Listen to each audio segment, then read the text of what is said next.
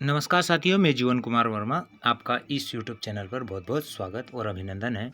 और अगर आपने अभी तक हमारे चैनल को सब्सक्राइब नहीं किया तो प्लीज़ सब्सक्राइब करिए, क्योंकि इसी प्रकार से हम जितने भी पेपर्स रहेंगे 9th से लगाकर 12th तक के उन सभी को सॉल्व करने की यहाँ पर कोशिश करेंगे। तो चलिए हम इस वीडियो के माध्यम से क्लास 11th क्लास की जो परीक्षा है उसका 2020 और 21 का जो पेपर है उसको सोल्व करेंगे। और सब्जेक्ट है हमारा मैथमेटिक्स गणित। इस पेपर को सोल्व करेंगे और ये है हमारा 100 नंबर का पेपर। यहाँ पर जो दिया है क्वेश्चनों की जो संख्या है 26 है और टोटल पेज है इसमें 16 है। तो चलिए फटाफट से हम इनके ऑब्जेक्टिव क्वेश्चनों को सोल्व करेंगे। यहाँ पर जो कुछ निर्देश दिए हैं इन निर्देशों को आप एक बार अच्छे से पढ़ लीजिएगा। और ये प्रश्न क्रमांक 1 से 5 तक जो हमें दिए हैं वो है ऑब्जेक्टिव क्वेश्चंस। तो इन ऑब्जेक्टिव क्वेश्चंस को सॉल्व करेंगे। यहाँ पर हम फर्स्ट क्वेश्चन को सॉल्व करेंगे। यहाँ पहला दिया है वही बहु विकल्प में से सही विकल्प चुनकर, यानी ऑब्जेक्टिव क्वेश्चन से दिया है। पहले वाला दिया है n अवयवी वाले समुच्चय के उप समुच्चयों की संख्या होगी, तो इसका सी वाला राइट आंसर रहेगा सी।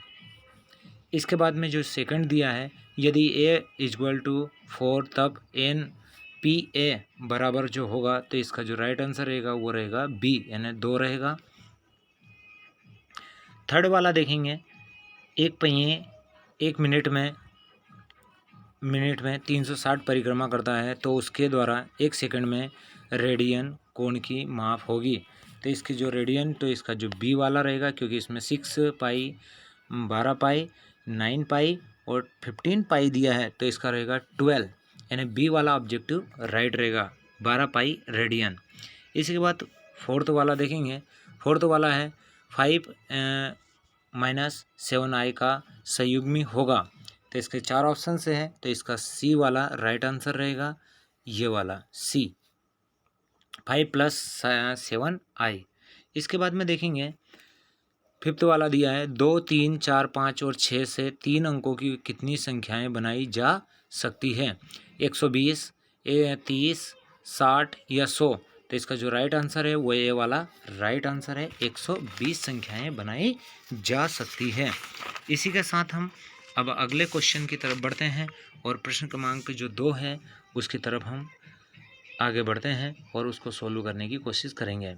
यहाँ पर जो प्रश्न क्रमांक जो 2 दिया है वो है सही या रिक्त स्थानों की पूर्ति कीजिए। फर्स्ट वाला दिया है वो है हमारा अति परवलयन की उपकेंद्रता का मान होगा, तो इसका होगा ई और छोटा होगा 1, यानी ई बड़ा होगा 1 से, ये मान रहेगा उसका। इसके बाद जो सेकंड वाला दिया है कोस 45 डिग्री ए कोस 45 बी साइन 45 है साइन ए 45 बी का मान होगा, यानी इस प्रकार से ये दिया है। और इसका मान जो होगा वो मैं यहाँ पर लिख देता हूँ, कोस इसमें आएगा सेकंड वाले में cos A plus B, right answer रहेगा इसका cos A plus B. Third वाला जो दिया है cos square 45 degree minus sine 45 का मान होगा, तो इसका मान जो होता है 1 माइनस अंडर रूट 2/2, ये मान रहेगा। इसको एक बार नोट कर लेंगे आप। इसके बाद देखेंगे फोर्थ में दे चलेंगे। फोर्थ है I90 का मान होता है, तो इसका मान जो होगा वो ओनली होगा I। फिर इसके बाद में जो फिफ्थ है उसमें जो आएगा हमारा 10PR इक्वल टू 720, तो R का मान होगा, तो इसका मान होगा 3। चलिए हम ये हो गए हमारे रिक्त स्थान। इन क्वेश्चनों को हमने सॉल्व किया है। अब हम देखेंगे प्रश्न क्रमांक 3 की तरफ बढ़ते हैं। और प्रश्न क्रमांक जो 3 है हमारा वो है सही कथनों में सत्य और असत्य को हमें बताना है। पहले वाला जो दिया है, तो ये जो पहले वाला रहेगा वो रहेगा हमारा सत्य, यानी इस प्रकार से हमें लिखना भी है कि सत्य। सेकंड वाला रहेगा वो भी हमारा रहेगा सत्य। थर्ड वाला जो रहेगा हमारा वो रहेगा हमारा असत्य, यानी थर्ड वाला जो रहेगा हमारा असत्य रहेगा। इसके बाद हम देखेंगे फोर्थ में चलेंगे। फोर्थ में है शब्द भोपाल से बनने वाले समुच्चय की संख्या 5 होती है, तो ये होता है हमारा सत्य। इसके बाद फिफ्थ वाला दिया है, दी गए दो धनात्मक संख्याओं ए और बी का गुणोत्तर मध्य होगा, तो ये भी हमारा होगा सत्य। इस प्रकार से लिखेंगे, राइट या सत्य लिख देंगे। उस पर सत्य असत्य पूछा है तो हमें उन पर सत्य और असत्य ही लिखना है। इसके बाद हम प्रश्न क्रमांक यहाँ पर 4 की तरफ बढ़ते हैं, क्योंकि 3 क्वेश्चनों को सॉल्व किया है हमने। और प्रश्न क्रमांक जो 4 दिया है वो है हमारा सही जोड़ी बनाइए। तो इसमें जो पहला वाला दिया है, फर्स्ट वाला रिक्त समुच्चय का उदाहरण है, रिक्त समुच्चय का उदाहरण है, तो इसका आएगा हमारा सी वाला। इसमें दिया है cos 4x minus sign 4x का जो मान होगा वो क्या होगा, तो इसका आएगा हमारा ई वाला। ऑप्शन यहाँ पर दिख नहीं रहा है, इस प्रकार से हम इसको छोटा कर लेंगे ताकि आपको सही समझ में आ जाए। पहले वाले का मैं बता दिया था आपको कि इसका पहले वाले का आएगा हमारा सी, सेकंड वाले का जो आएगा हमारा वो आएगा हमारा ई। इस प्रकार से इसमें जो थर्ड है और थर्ड का जो आएगा हमारा डी, यानी ये डी आएगा। इसके बाद में जो हमारा फोर्थ वाला है उसका आएगा पहला, इसका पहला आएगा। और इसी के बाद हमारा जो थर्ड ने फिफ्थ दिया है और फिफ्थ का आएगा हमारा बी, यानी इस प्रकार से बी कर लेंगे।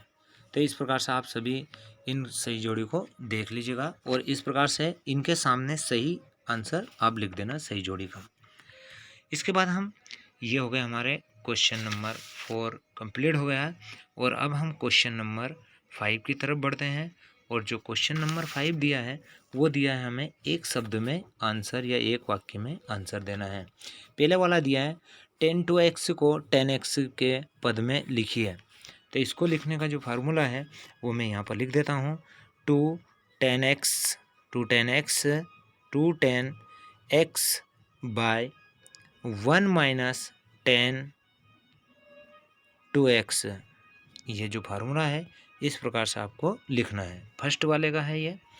सेकंड वाले का जो दिया है, सेकंड वाले में बढ़ते हैं। सेकंड वाला है 1/2 + 3i को xy iy के रूप में व्यक्त कीजिए। तो इसका जो आंसर यानी इसको जो लिखना है हमें वो इस प्रकार से लिखना है। ये लिखना है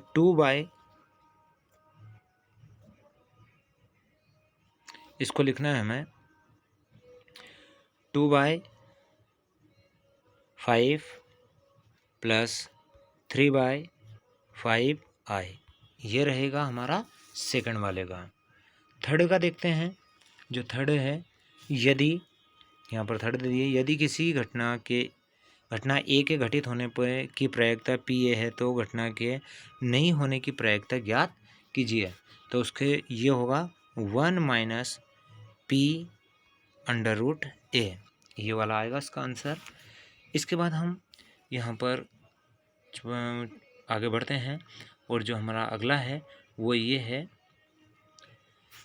फोर्थ वाला, सतत श्रेणी में मध्यिका के सापेक्ष मध्य विचलन ज्ञात करने का सूत्र लिखिए। तो मैं यहाँ पर सूत्र लिख देता हूँ, इस सूत्र को आप भी नोट कर लीजिएगा। x = इस प्रकार से साइन लगाएंगे प्लस और फिर ब्रैकेट लगाएंगे x माइनस m और ब्रैकेट को बंद करेंगे और नीचे वो अपान में लिखेंगे इस प्रकार से और यहाँ लिख देंगे प्लस। ये फार्मूला रहेगा, या भी इस फार्मूले को या इस फार्मूले को आप नोट कर लीजिएगा, ये वाला फार्मूला इसका रहेगा। ये है हमारा फोर्थ वाले का आंसर। इसके बाद हम फिफ्थ की तरफ बढ़ते हैं और फिफ्थ है लिमिट x = 0 e⁻x-1/x का मान ज्ञात कीजिए। तो इसका मान जो आएगा हमें वो 1 आएगा, मैं इसका राइट आंसर रहेगा 1। तो इस प्रकार से प्रश्न क्रमांक हमने जो 5 है उसको सॉल्व किया है। यहाँ तक जो नंबर हो चुके हैं हमारे वो हो चुके हैं 25।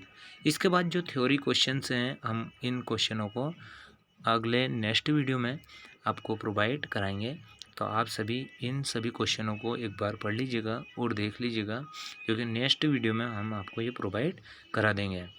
तो अगर आपको ये वीडियो पसंद आया हो तो इस चैनल को सब्सक्राइब करें, और जो भी स्टूडेंट 11th क्लास में मैथ्स सब्जेक्ट लिया है उनको भी आप ये वीडियो शेयर कर दीजिएगा, ताकि इस वीडियो के माध्यम से वो इन क्वेश्चनों को सॉल्व कर सकें। इसी के साथ जय हिंद, जय भारत।